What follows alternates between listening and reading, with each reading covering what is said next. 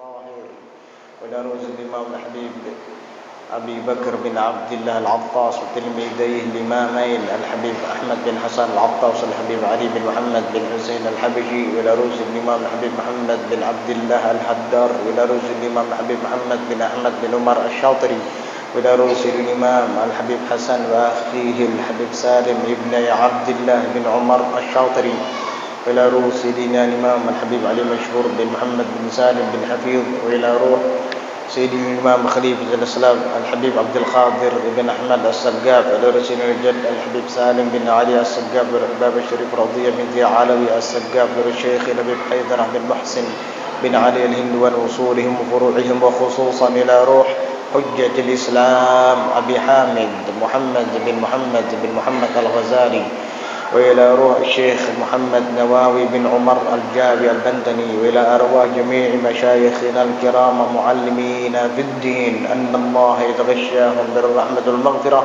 وعلى ما نواه سيد الحبيب عمر بن محمد بن سالم بن حفيظ ابن الشيخ أبي بكر بن سالم وعلى ما نواه سيد الحبيب عبد القادر بن أحمد السقاف وعلى ما نواه سلفنا الصالحون آباؤنا الصالحون وبنية الفتوح والمنوح والرسوخ وصلاح الجسد والروح وتوبة النصوح والقبول والإقبال صلاح كل حال وعلى هذه النية وعلى كل نية صالحة جامعة شاملة لخيرات الدنيا والآخرة وإلى حضرة النبي محمد صلى الله عليه وعلى آله وصحبه وسلم. الفاتحة.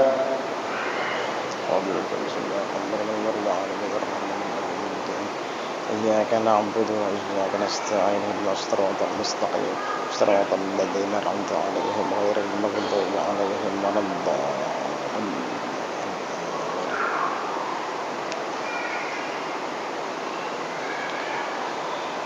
بسم الله الرحمن الرحيم.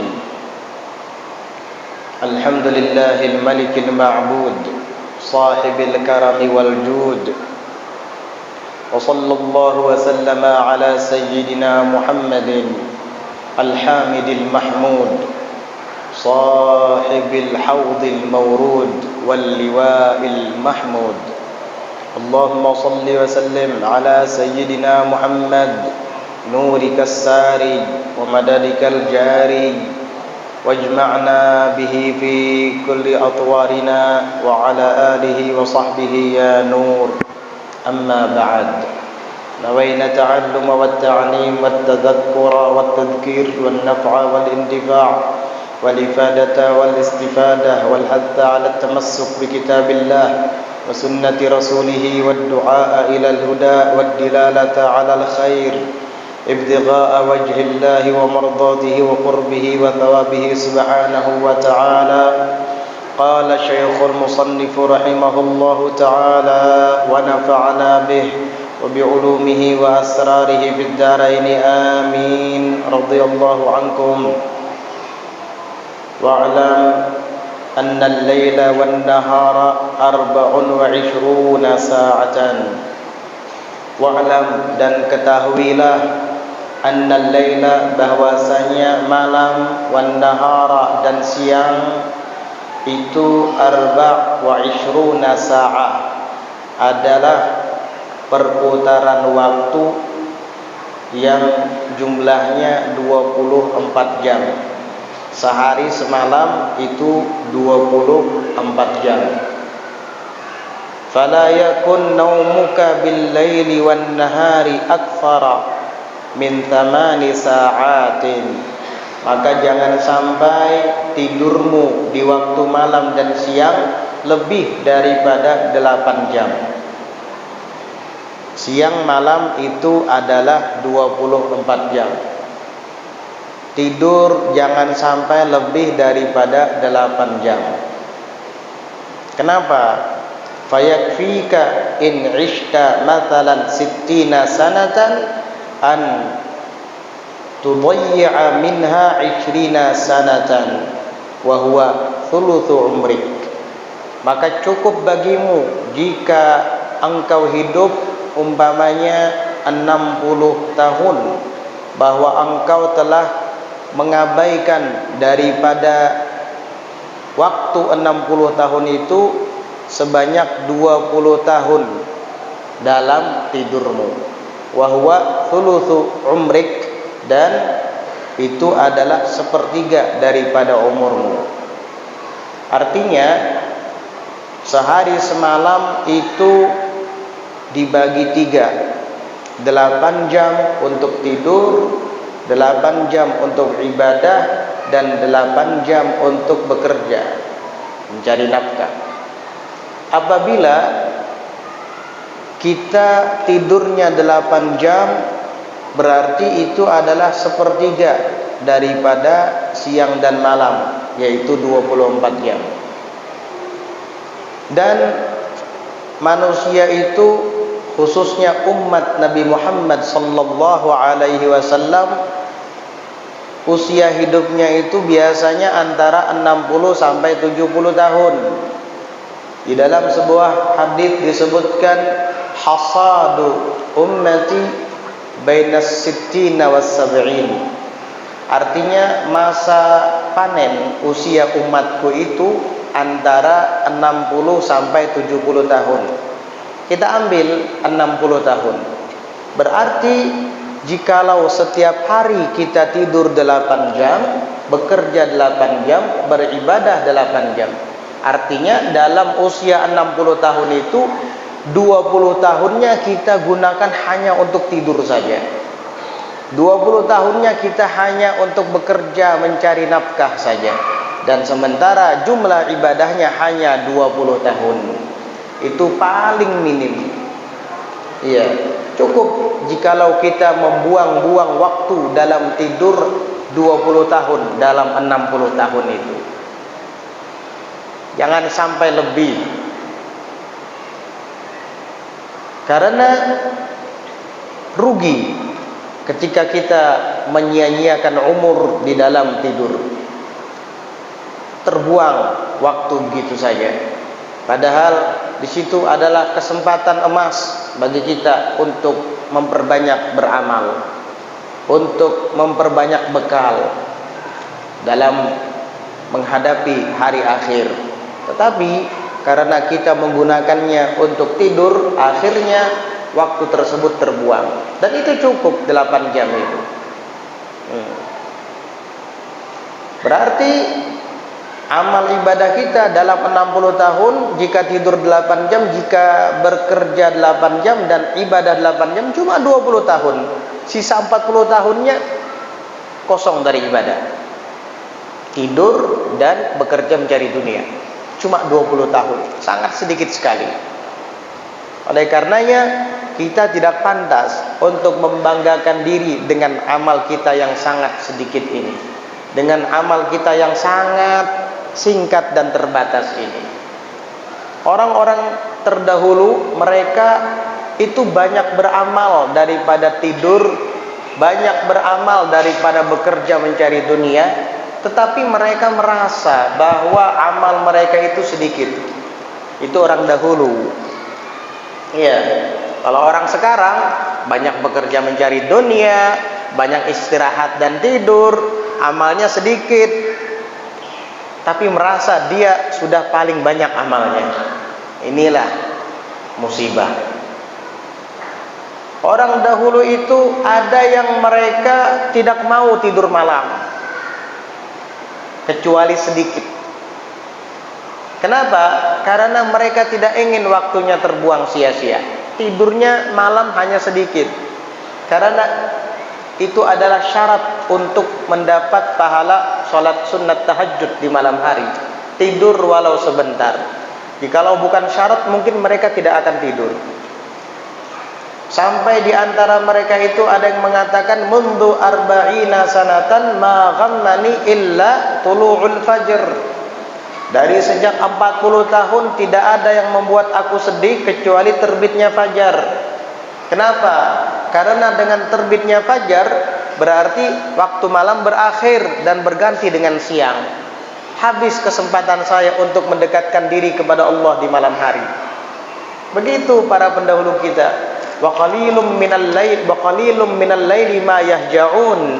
Mereka itu di malam hari sedikit sekali tidurnya.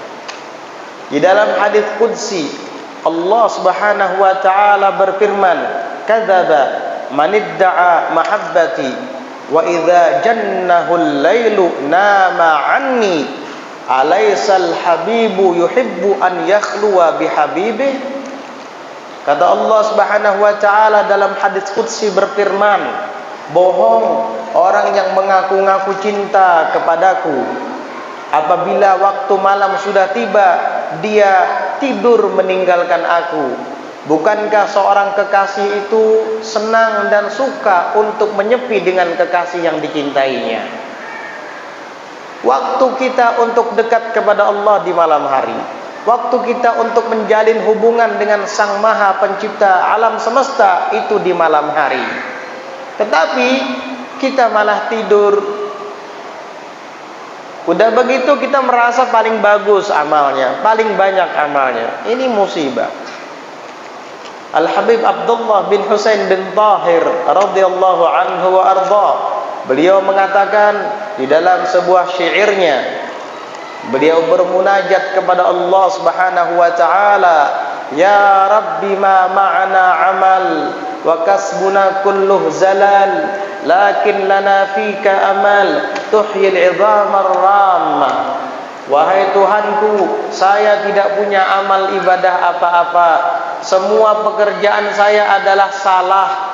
Tapi saya punya cita-cita dan angan-angan agar kelak Engkau berkenan untuk menghidupkan tulang belulangku yang sudah rapuh di dalam kubur. Radhiyallahu anhu arda. Ini sosok Al-Habib Abdullah bin Husain bin Tahir, ulama besar. Amal ibadahnya kita mungkin tidak sanggup untuk melakukannya. Tahu apa amal ibadah beliau? Setiap malam beliau bangun dan sholat sampai membaca 10 juz Al-Quran. Jadi 3 malam tamat satu khataman Al-Quran. Setiap malamnya 10 juz. Dan setiap harinya beliau membaca istighfar kepada Allah Subhanahu wa taala sebanyak 25.000 kali. Astaghfirullahaladzim, astaghfirullahaladzim, 25.000 kali. Kemudian mengucapkan ya Allah, ya Allah, ya Allah, berzikir kepada Allah 25.000 kali. Kemudian bersolawat kepada Rasulullah sallallahu alaihi wasallam 25.000 kali. Bayangkan, zikirnya sebanyak itu. Bacaan Qur'annya setiap malam 10 juz. Tapi beliau merasa amalnya sedikit, tidak ada apa-apanya.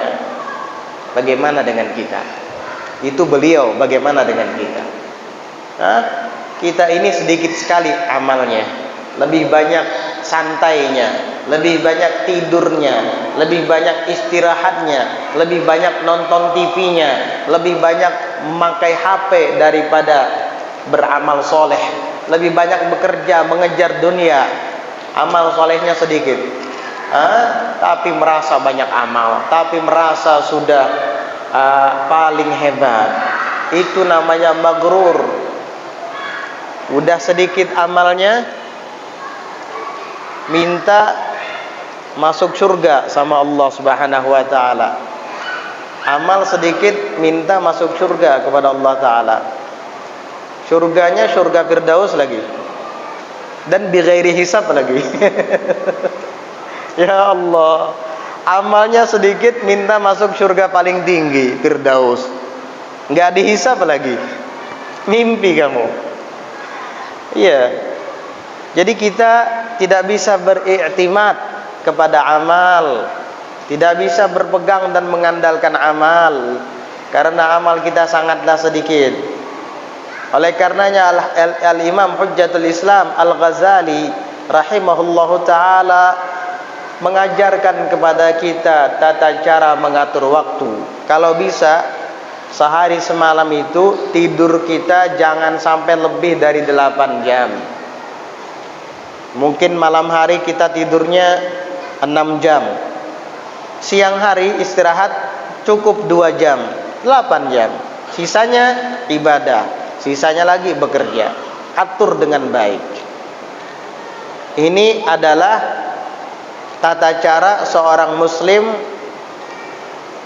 seorang yang mukmin menjalani hidupnya di dunia agar kelak tidak bangkrut di akhirat.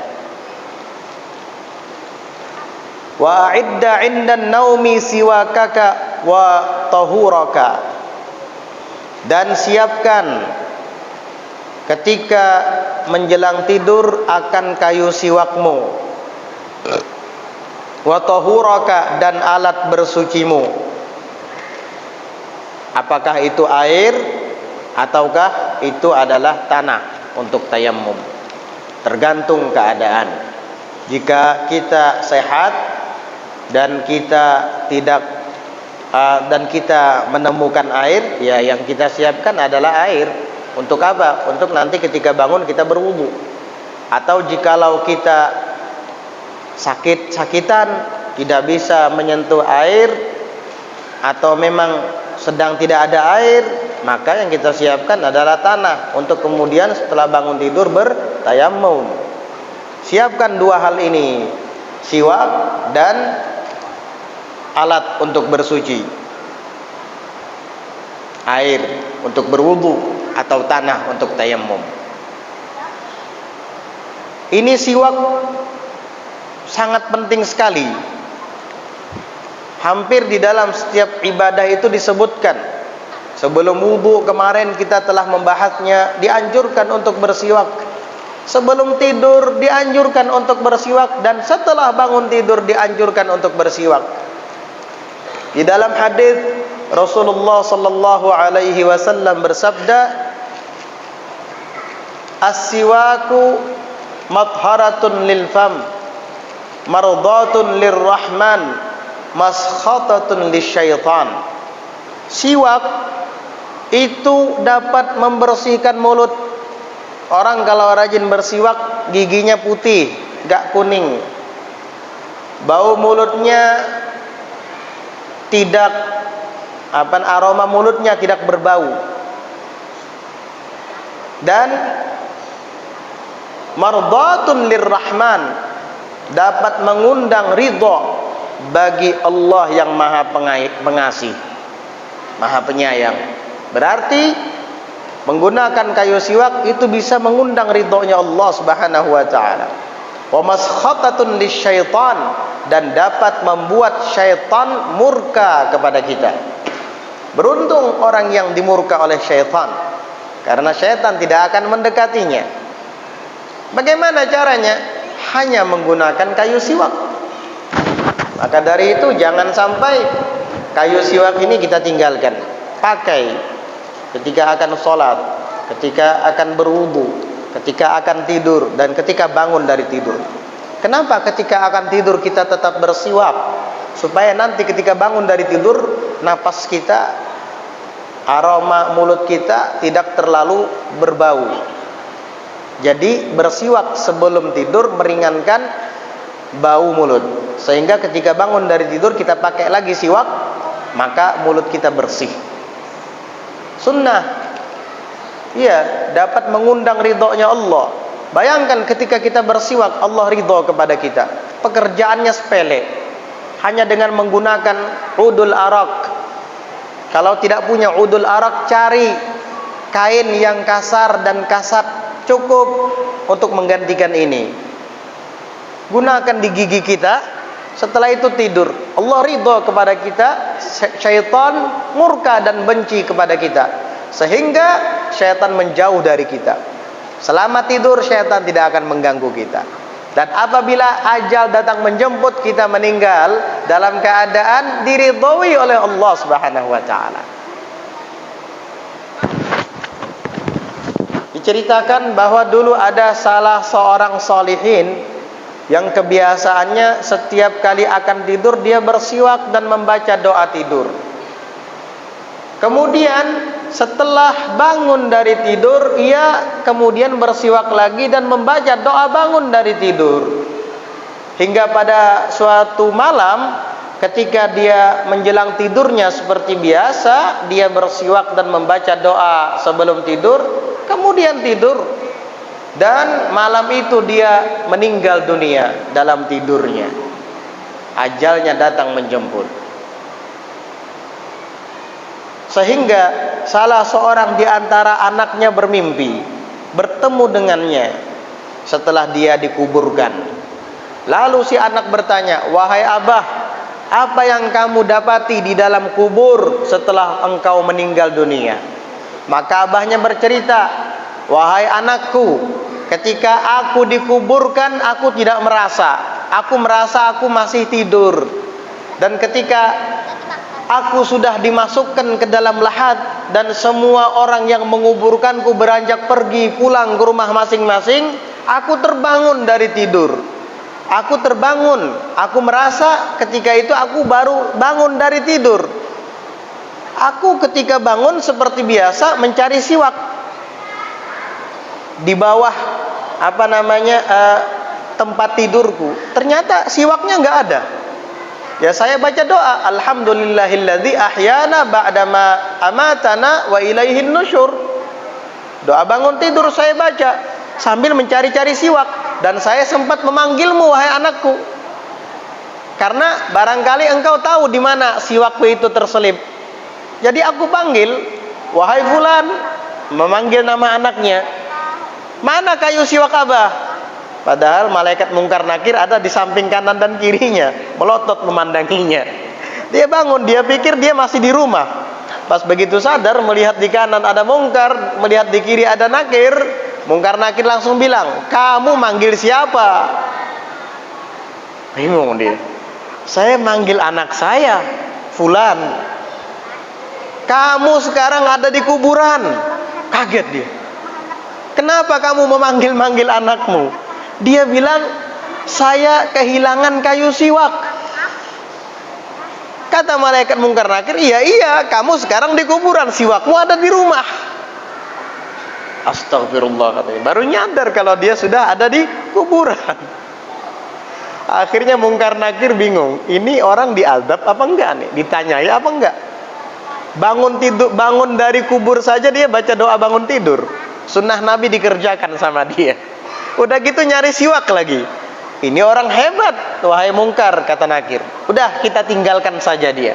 Orang yang bersiwak pasti diridhoi oleh Allah Subhanahu wa taala. Pergi mungkar dan nakir hingga orang tersebut selamat daripada fitnah kubur, selamat daripada pertanyaan mungkar dan nakir dengan berkat kayu siwaknya. Luar biasa itu. Kayu kecil tapi fadilatnya besar. Jangan remehkan itu. Makanya syaitan itu berusaha sekuat mungkin untuk bisa menghilangkan kayu siwak dari kita. Makanya pian kalau punya kayu siwak paling seminggu hilang. Iya, paling seminggu hilang. Dapat hadiah dari orang datang umroh, dapat hadiah dari orang yang datang haji. Wah, senang. Masukkan dalam saku.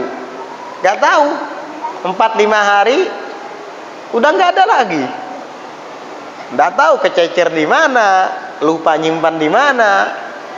Itulah syaitan sangat berusaha untuk menghilangkan kayu siwak dari kita. Supaya apa?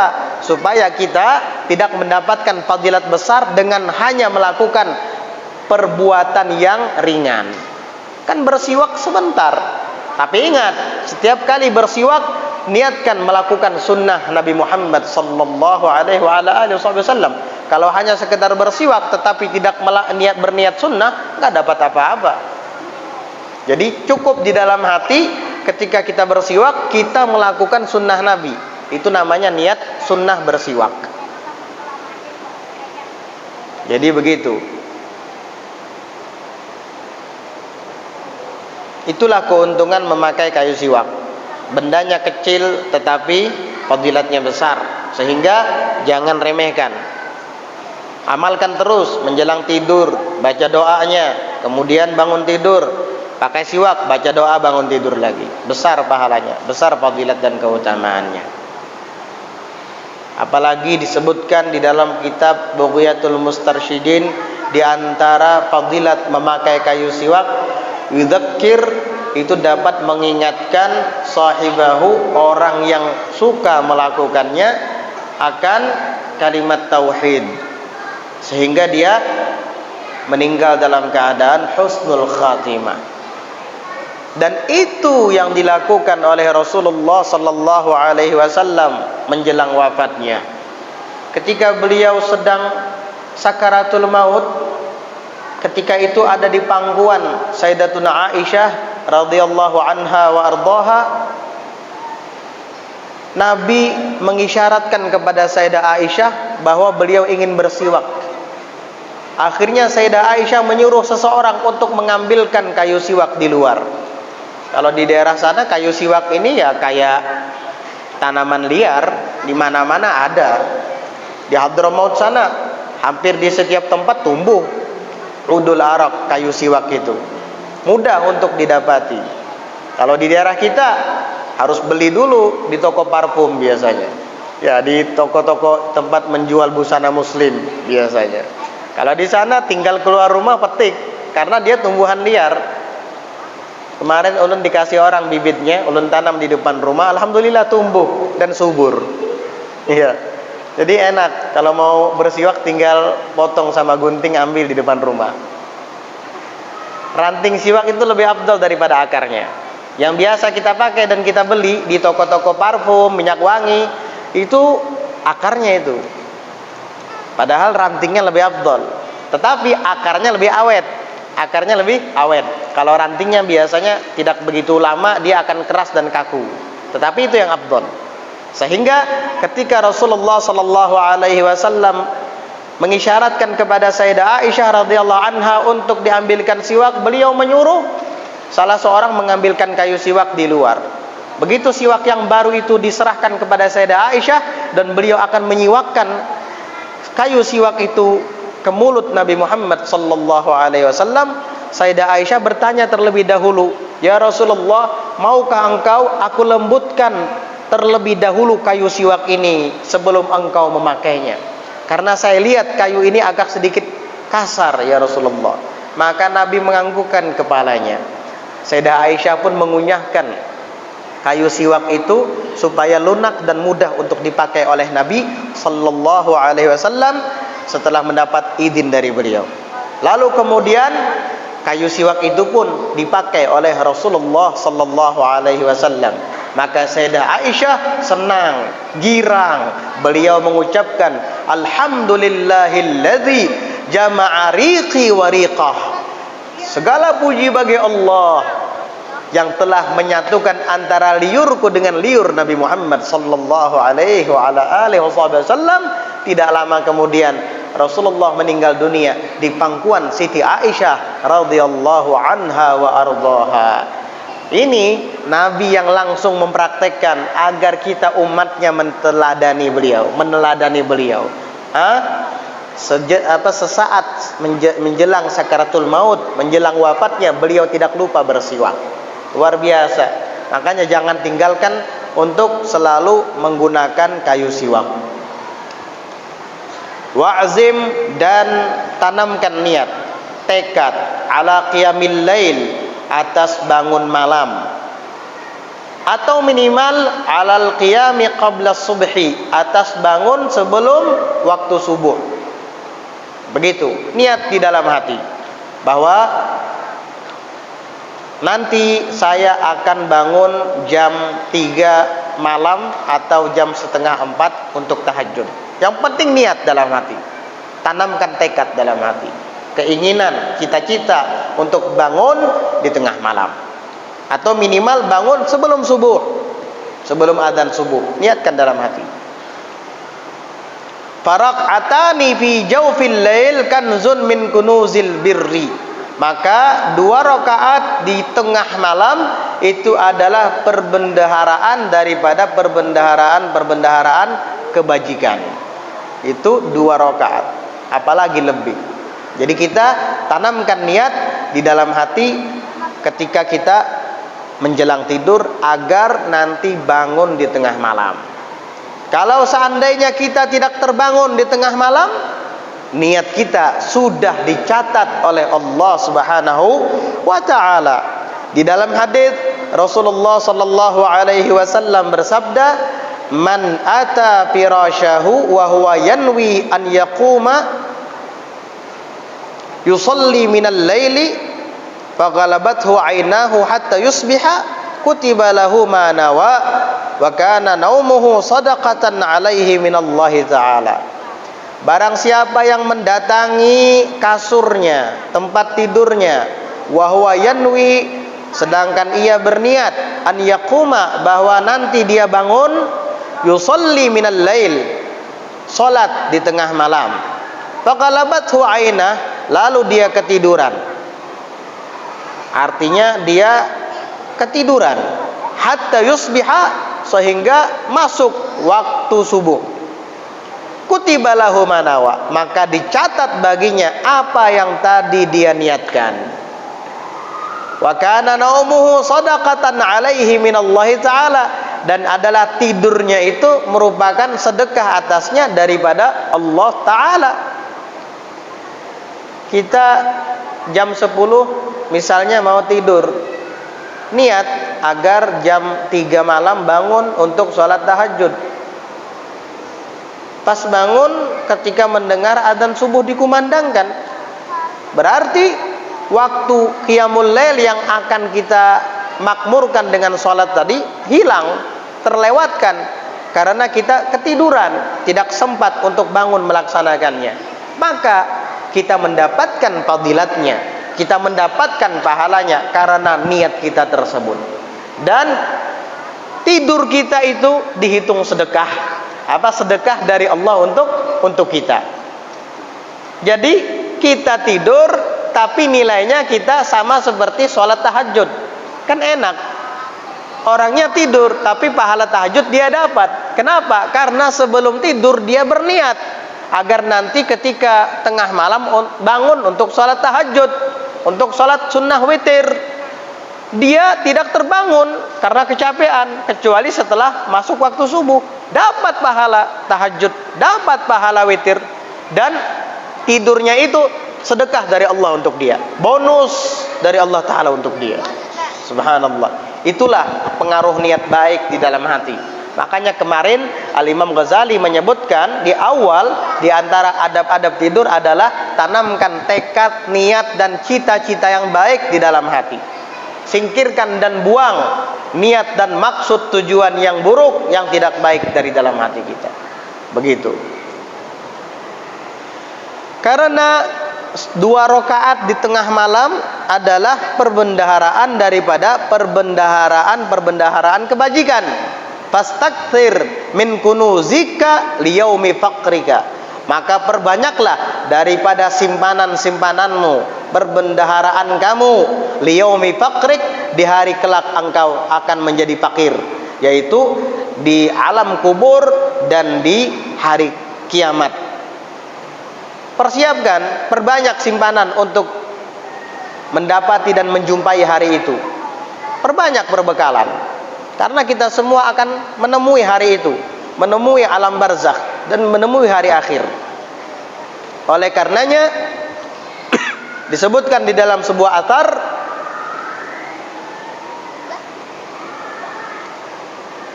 bahwa disebutkan di situ ada yang mengatakan ibu Nabi Sulaiman menasehati, berpesan kepada Nabi Allah Sulaiman alaihi wa ala nabiyyina afdhalus shalah wa azkat tahiyyati wat taslim.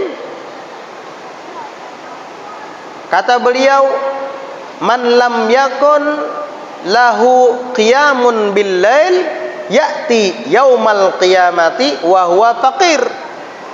Barang siapa yang tidak punya kegiatan, kebiasaan bangun malam, kelak datang di hari kiamat sedangkan ia dalam keadaan fakir, melarat. Kasihan. Di dunia hidupnya mewah, orang berada, konglomerat, tapi di akhirat melarat. Kenapa? Karena ketika di dunia dia tidak sholat di malam hari, tidak punya waktu untuk qiyamul lail, malah kadang dibuang waktu malamnya dalam kesia-siaan, di depan meja trombol, di depan meja biliar, naudzubillah, di depan lajuk dan beter. Catur, papan catur. Ya Allah, kasihan. Nanti di hari kiamat datang dalam keadaan fakir. Harta bendamu, kekayaanmu sudah tidak ada gunanya lagi di hari itu. Hilang, tidak akan ada lagi bersama kamu. Yang ada di hari itu bersamamu adalah amalmu. Oleh karenanya, perbanyaklah fastakthir min kunuzika liyaumi faqrik, maka perbanyaklah daripada simpanan-simpananmu di hari fakirmu, yaitu hari kiamat. Hari kiamat. Kalau di dalam syarahnya disebutkan wa huwa fil qabri wa fil qiyamah, yaitu di alam barzakh, di kubur, dan di hari kiamat. Yang akan menjadi teman kita amal baik, bangun di tengah malam. Falan tughniya anka kunuzud dunya idza mutta, maka tidak akan dapat mencukupi daripada kamu kunuzud dunya, perbendaharaan dunia, tidak akan dapat menyelamatkan kamu idza mutta, apabila nanti kamu sudah meninggal dunia. Wa qul inda naumika bismika rabbi wada'tu janbi ila akhir doa. Insyaallah kita akan lanjutkan di pelajaran berikutnya tentang doa yang dibaca menjelang tidur. Insyaallah kita baca pada pelajaran yang akan datang. Wallahu a'lam bissawab. Malam ini kita malam ketiga bulan Rajab. Perbanyak untuk istighfar kepada Allah Ta'ala di sepanjang bulan Rajab. Karena bulan Rajab ini adalah bulan di mana Allah Ta'ala bertajalli kepada hambanya dengan ampunannya. Kesempatan bagi kita untuk bertaubat kepadanya, untuk meminta ampun kepadanya, supaya dosa-dosa kita yang dulu kita lakukan diampuni oleh Allah Subhanahu wa taala.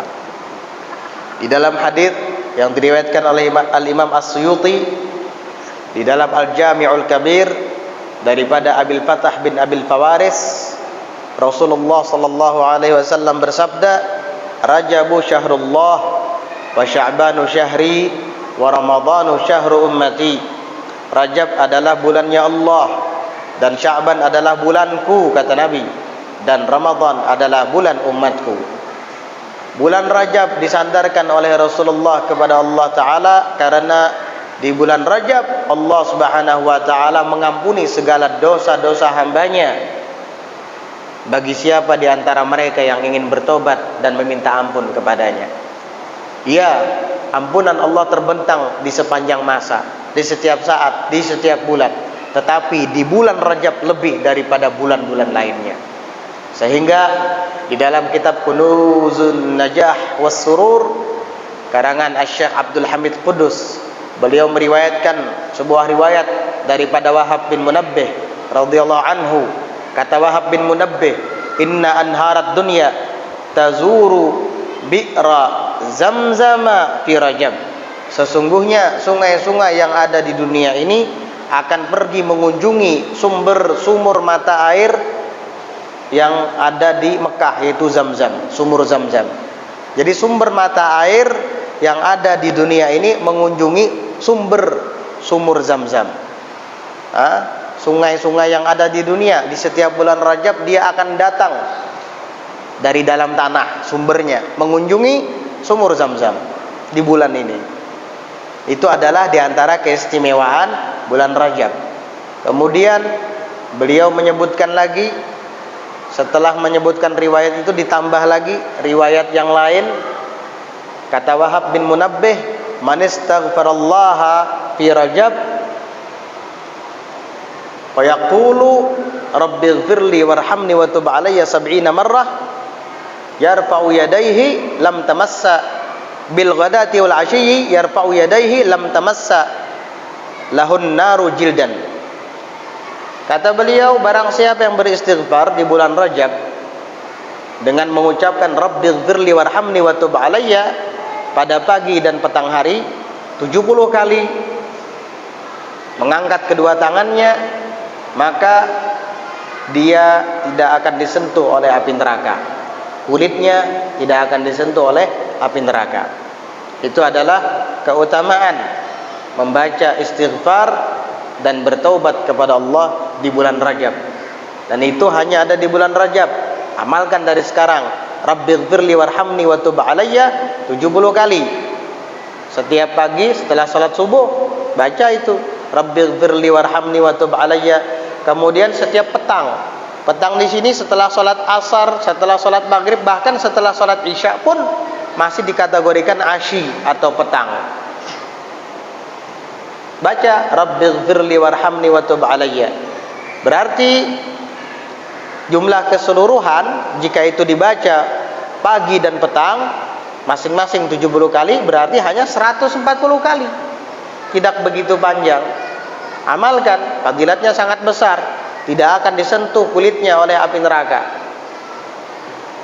Dan itu hanya ada di sepanjang bulan Rajab. Tidak ada di bulan-bulan lainnya. Jadi kalau kita tidak bisa beristighfar di bulan Rajab, bulan apa lagi kita akan beristighfar? Dari sekarang ini kita mulai hidup baru, rubah haluan. Dulu kita jauh dari Allah, maka sekarang saatnya kita berusaha untuk dekat kepada Allah. Karena setiap hari umur kita semakin berkurang, ajal semakin dekat, nafas mengajak kita dan memanggil kita ke kubur masing-masing. Mudah-mudahan Allah berikan taufik kepada kita untuk dapat mengamalkannya. Rabbighfirli warhamni wa tub alayya. Dan juga amalkan untuk membaca doa yang dibaca oleh Rasulullah sallallahu alaihi wasallam setiap memasuki bulan Rajab. Allahumma barik lana fi Rajab wa Sya'ban wa ballighna Ramadan. Ya Allah, berkahi kami di bulan Rajab dan Sya'ban dan sampaikan kami untuk bertemu dengan bulan suci Ramadan. Ini doa dipanjatkan oleh Rasulullah sallallahu alaihi wasallam ketika memasuki bulan Rajab. Seolah-olah Nabi merindukan dan menanti-nantikan datangnya bulan Ramadan. 2 bulan sebelum Ramadan tiba, Nabi sudah berdoa, "Ballighna Ramadan."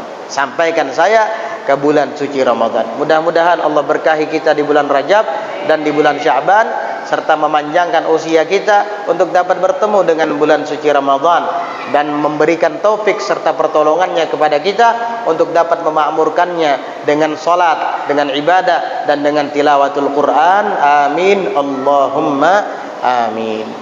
Tadi ada permintaan sebelum kita salat Isya agar membacakan tahlil untuk dari Ibu Atul katanya untuk almarhum Iskandar bin Tuhirang bin Segar dan untuk almarhum Kiai Haji Muhammad Zaini bin Abdul Ghani. Al-Fatihah wa ayatul kursi wa salatan min suratil ikhlas wal muawwidhatain ila